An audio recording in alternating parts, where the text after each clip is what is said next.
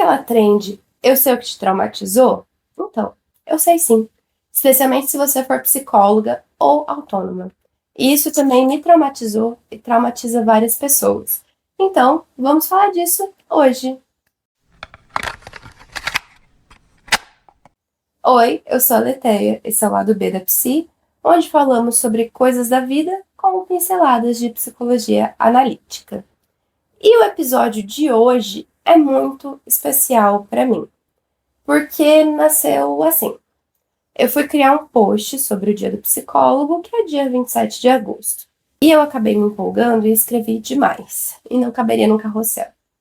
Então eu enxuguei ao máximo possível e eu postei na data, porém eu guardei as minhas anotações e a maior parte das coisas que eu tinha pensado para esse episódio. No final eu vou responder algumas perguntas que vocês mandaram também. E uma coisa que foi importante. Embora eu tenha 10 anos de experiência clínica, eu ainda não achava que era o suficiente. Então, para me ajudar, eu me inspirei em 2 livros excelentes que eu vou deixar como dica de leitura para vocês, independente da abordagem teórica. O primeiro, e mais atual, é Cartas a um Jovem Terapeuta, do Caligares, e daí a inspiração do nome do episódio também. E o segundo, e um dos meus preferidos, é o 16/1, A Prática da Psicoterapia, do Jung, que está nas obras completas. Eu sempre começo os meus grupos de supervisão pela leitura desse livro, porque, honestamente, eu acho que é um dos meus livros preferidos do Jung, no sentido de que ele é muito didático com nós, terapeutas, neste volume especificamente. O Jung morreu há 64 anos atrás. E o Caligares morreu em 2021, 4 anos atrás. E, embora já idoso, ele tem acompanhado um pouquinho da internet, das mudanças que vieram com o uso da internet. A verdade é que a maior parte da carreira dele foi construída num mundo onde a internet nem existia. Então, eu vou começar por onde nenhum dos 2 autores escreveu, porque eles simplesmente não viveram isso. E depois eu trago eles de volta para dialogar com a gente nesse episódio, tá?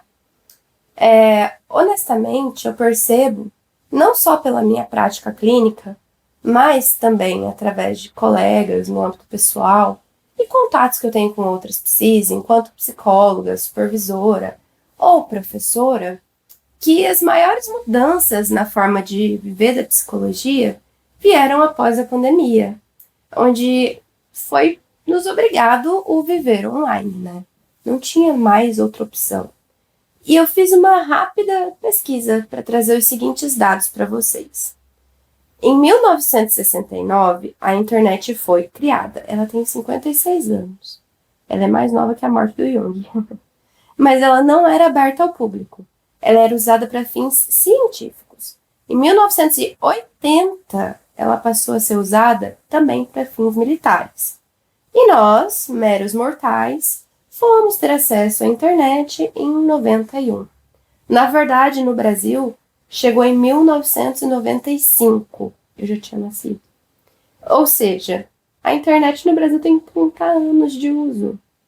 Só que era naquele computador, ligado na tomada, com fios, preso em casa, né? Ficava em casa.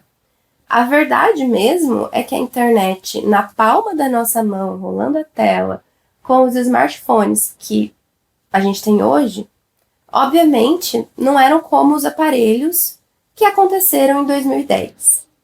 Vocês têm noção do quão novo é isso em termos históricos? Foi ontem. E hoje é impossível imaginar um mundo sem internet, né? Embora ele existisse, literalmente há 30 anos atrás. Olha que louco. Só que em 2010, o foco das redes sociais não era vender coisas e produtos. Eram redes sociais. Foi lá por 2014 que começaram a aparecer os primeiros influenciadores que realmente estavam voltados a marketing e a venda de coisas no geral. E eu não sei dizer ao certo, mas nas minhas breves pesquisas, eu digitei no Google psicólogos influencers no Brasil. Eu recebi uma lista com uns 8, 9 nomes, eu não sei exatamente. E eu fui jogando eles no Instagram e vendo quando eles entraram para a rede. O que entrou mais cedo foi em 2013. Teve 2014, 2019, 2016, enfim, a partir de 2013. Mas foi só um. Claro que eu não pesquisei e eu não rolei o feed até o final para descobrir se o perfil era antes pessoal e depois se voltou ao marketing. Se alguém estiver disposto a fazer essa pesquisa e depois me contar, eu super agradeço, mas eu não fiz. Eu imagino que não era para marketing, que era pessoal mesmo. O meu perfil Psicologia Gaia foi criado em janeiro de 2019, com a intenção de divulgar a clínica mesmo, e nunca foi pessoal. Mas ele também não foi criado como estratégia de marketing, ele simplesmente foi criado e acontecendo de forma orgânica, mostrando as plantinhas, o dia a dia, as coisas bem simples. E ainda assim, salvo um ou outro post que eu eventualmente impulsiono, ele continua acontecendo de forma orgânica. Eu não invisto muito financeiramente nessa parte. O ponto que eu quero chegar é que parece quase impossível pensar em se formar e trabalhar com a psicologia sem se expor na internet. E eu acredito que isso aconteça em quase todas as áreas e profissões. E isso causa muita ansiedade, medo, insegurança, surtos e crises de autoestima. Eu atendo e supervisiono várias pessoas que trouxeram isso como ponto principal em alguma sessão. Especialmente se você não gosta de se expor. Aí isso causa mais sofrimento ainda. Mas nem sempre foi assim. Durante a pandemia de Covid, em 2020, aconteceu essa explosão de páginas profissionais e a necessidade de se expor de forma online. Afinal, essa era a nossa única janela para o mundo, né? E com isso chegaram pessoas que ensinam a vender coisas. Porque, afinal, você se formou em psicologia ou em outra profissão, não em marketing ou vendas. E você não sabe fazer isso. Não sabe nem por onde começar e você precisa aprender. Então, como a maioria das pessoas recém-formadas, você não tem dinheiro para contratar agências. Eu costumo brincar que você é sua eu presa. E talvez, nesse caso, por uma questão financeira, seja melhor comprar um curso para aprender. Afinal, recém-formado tem gastos aos montes e lucros aos poucos, né? O problema é que essas pessoas que ensinam a vender estão voltadas ao marketing como algo no geral. E a nossa profissão tem questões éticas e morais que precisam muito ser levadas em conta. E aí agora você pode me falar: ah, Letéia, mas a fulana que vem de curso assim também é psicóloga, então ela sabe dessa parte ética e tal. Muita gente faz isso, né? Tem muito psi vendendo pra psi. E eu te digo, o que eu já vi de fala antiética em cursos assim, vendidos de psi para psi, beira o absurdo. Faz tempo que eu me debato com esse tema e eu acompanho coisas a respeito. E eu sempre consigo me surpreender com quanto eu acho que não seria mais possível. A verdade é que a maioria dessas pessoas já não atendem na clínica há muito tempo. E talvez nunca tenham atendido, ou tenham atendido por 1 ou 2 anos, sei lá. Isso é muito pouco tempo. E agora eles vendem como você vai lotar a sua agenda e protocolos, que tem muitas promessas falsas. E talvez eles nunca nem tenham aplicado esses protocolos. Mas eu não estou dizendo isso como uma crítica, falando que tudo que eles ensinam é ruim e devia ser ignorado. Não é isso. A gente precisa se adequar à realidade que nos é imposta no dia a dia. No caso, a exposição à internet que é imposta. E é o que eu estou fazendo aqui, né? O que eu quero dizer é que a gente precisa de um filtro, um bom filtro, para separar algo que é realmente útil dos milhões de absurdos que são falados. E muitas vezes esse filtro ele não está desenvolvido, especialmente em pessoas recém-formadas, desesperadas para começar a trabalhar e a ganhar um dinheiro com a profissão que escolheram. Você ficou anos estudando para isso. Nada mais justo que você ganhe dinheiro com isso. E as pessoas, assim como eu, todo mundo, a gente está imerso numa cultura de influenciadores, onde parece que nada existe se não tiver na internet. E também, na internet, tudo prospera. Nada dá errado. Vocês já pararam para ver isso? No final, todos os vendedores dizem o seguinte: você precisa criar desejo no seu consumidor. E isso é verdade. Há muito tempo a gente sabe que a gente é movimentado pelos desejos. Eu já falei disso aqui mais de uma vez. E se você não vende um produto físico, como uma peça de roupa, por exemplo, você precisa dar um jeito de despertar um desejo em outro lugar.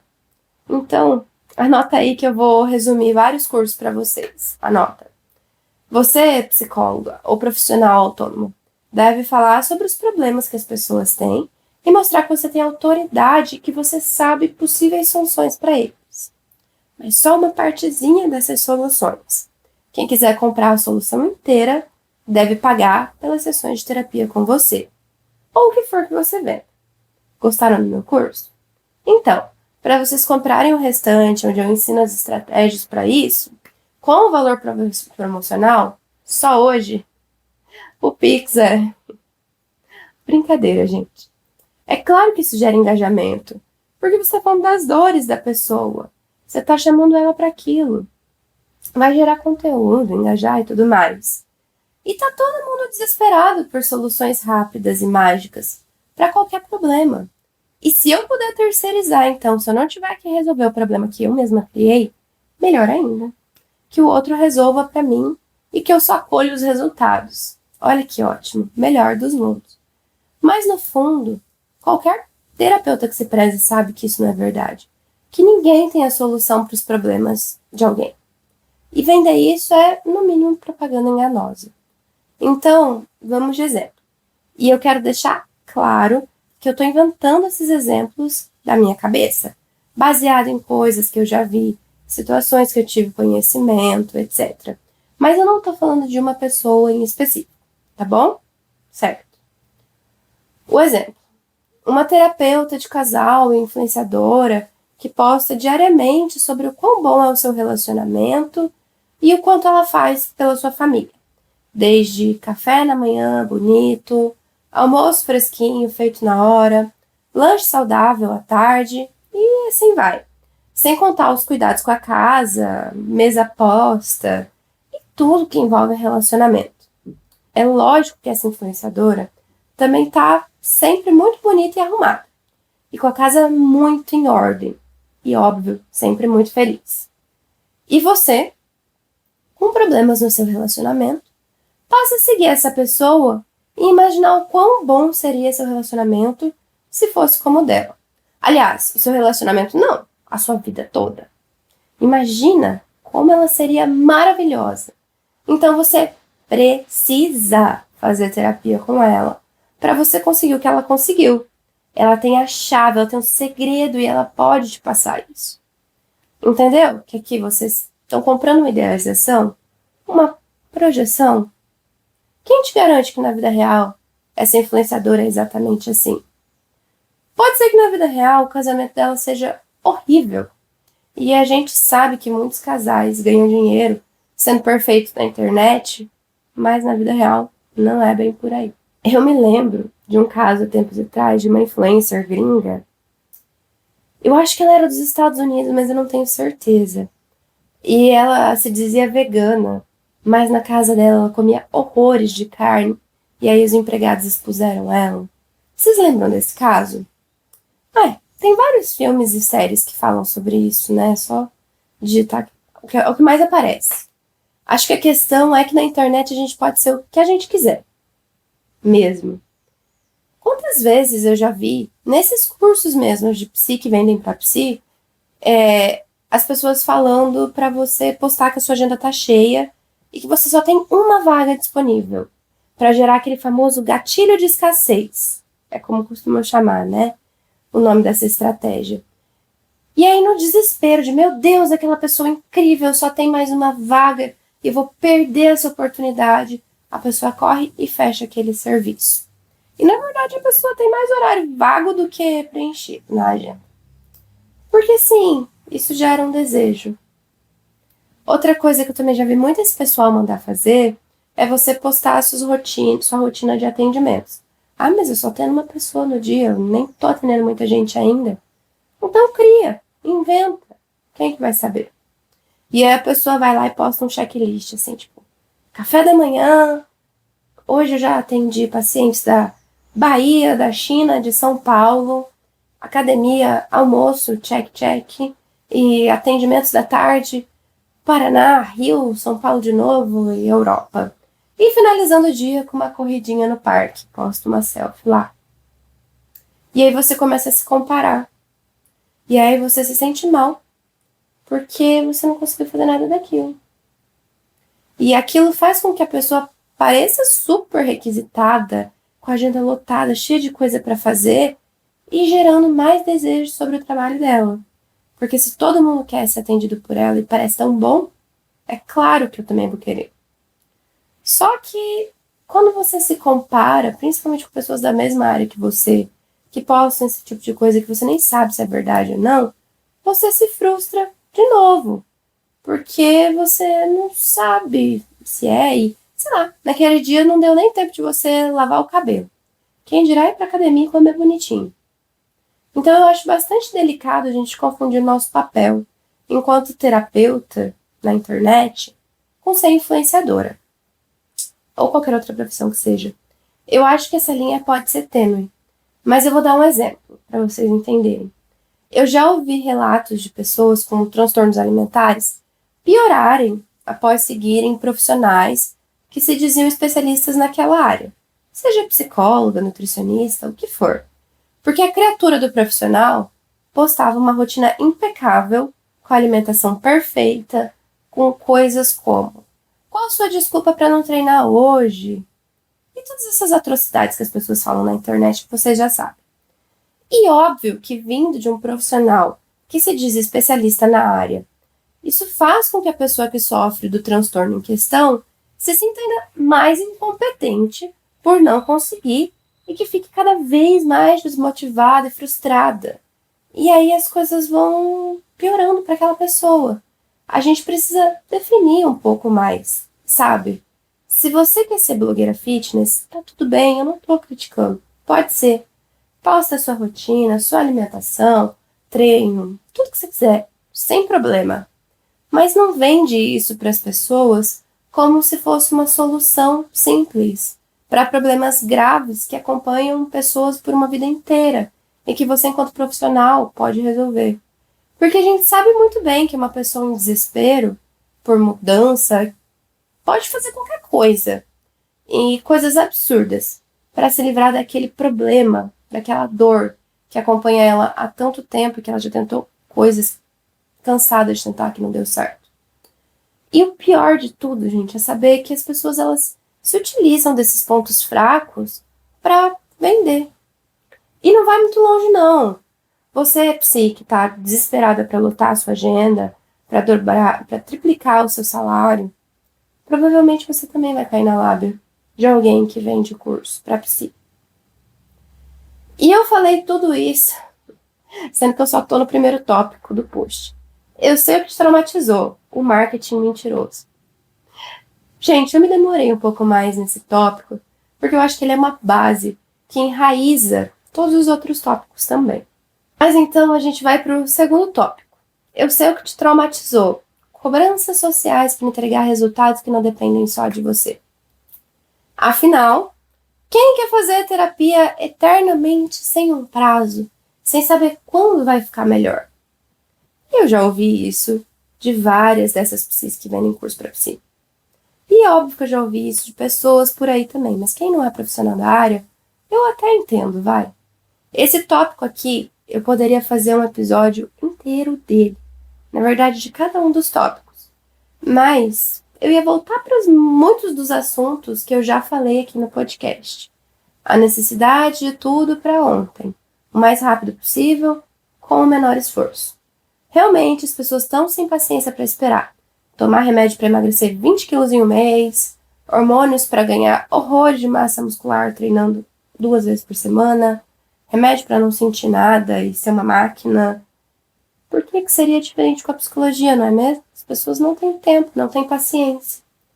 E como eu já disse, eu já tratei isso em outros episódios, eu não vou ficar batendo nessa tecla do tempo para não ficar tão monotemático assim, todos os episódios caem nisso. Contudo, essa cobrança social absurda de resultado para ontem faz com que você, terapeuta, não saia ileso disso. E por mais que você explique para a pessoa que o processo é demorado, quando você vê uma estagnação do seu analisando, do seu paciente, como você queira chamar, com certeza isso te causa ansiedade, muita ansiedade. E é aí que eu vou insistir em um ponto que é: terapia e supervisão precisam estar em dia. Você vai compartilhar o caso com a sua supervisora para que vocês possam entender se de fato é uma falha sua, é algo que pode ser melhorado no seu manejo clínico, ou se é uma questão do processo da pessoa mesmo e que não depende de você, profissional. Cada caso é um caso, precisa ser visto à parte, e da importância de você estar com a sua supervisão em dia. Certo? Combinado? Então agora eu chamo para o diálogo de volta o Caligares e o Jung, que dizem isso o tempo todo nesses dois livros. Na verdade, gente, eu acho que qualquer profissional que se preze, que seja digno de respeito, vai bater nessa tecla. Eu não sei porque tem um psicólogo que insiste em não fazer terapia. Eu acho isso comum. Honestamente, eu acho que os profissionais deveriam ser proibidos de atender se não fizessem terapia e supervisão mesmo. E, aliás, como eu falei em vários outros vídeos, mas eu vou repetir porque isso é sempre importante, se você está procurando um bom profissional, pergunta se essa pessoa faz terapia e supervisão. Mesmo seja para você te supervisionar e não para te atender. Se a resposta for sim, as chances dessa pessoa ser uma boa profissional são bem altas. Se a resposta for não, ou a pessoa ficar enrolando para responder, corre, procura outro, tá? Acho que essa é a melhor dica que eu posso dar aqui. E aqui eu vou entrar em outro ponto. Ah, mas eu sou recém-formado, e supervisão é muito caro. Gente, procura por grupo, costuma ser mais barato. E eu de verdade acho que é muito mais enriquecedor do que a supervisão individual. Para além disso, o problema do tópico falta de orientações práticas e reais faz um gancho aqui. Já deixa eu pegar ele. Um exemplo que eu sempre uso e que eu vou repetir aqui. Você vai abrir uma loja de roupas. Você precisa de um dinheiro inicial para investir, para comprar o estoque, para arrumar um lugar, fazer o site, o que for. Mesma coisa se você for abrir um restaurante ou qualquer outro empreendimento. Por que ia ser diferente com a psicologia? Por quê? Por que com a psicologia é o suficiente você abrir seu computador no seu quarto, no seu lugar de estudo e atender? Eu nunca vi uma pessoa que se forma na faculdade não fazer investimento nenhum na profissão, além do dinheiro da faculdade. Isso não tem cabimento com nenhuma profissão. Nenhuma profissão é assim. Supervisão e terapia são investimentos para o seu trabalho, tanto quanto sublocação de sala, pagar uma internet boa, ter um computador ou um tablet para fazer os atendimentos online, se for o caso. É investimento do mesmo jeito.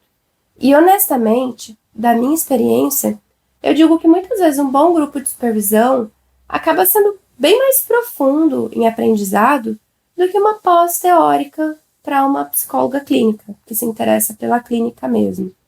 E eu não estou aqui diminuindo a importância da pós-graduação, muito pelo contrário, façam, estudem e estudem muito, se aprofundem nisso, porque eu mesma sou professora de pós-graduação em psicologia analítica. Mas eu digo tranquilamente que a faculdade não ensina quase nada sobre as abordagens teóricas e a pós ela vem para aprofundar a teoria mesmo, a teoria que fica faltando. Mas ainda assim não é o suficiente. E a supervisão é essa cola que liga a teoria com a prática, que liga a teoria que você vai aprender na pós-graduação com a prática clínica. A supervisão faz esse papel, ela é muito importante. E a gente sabe o quanto é difícil.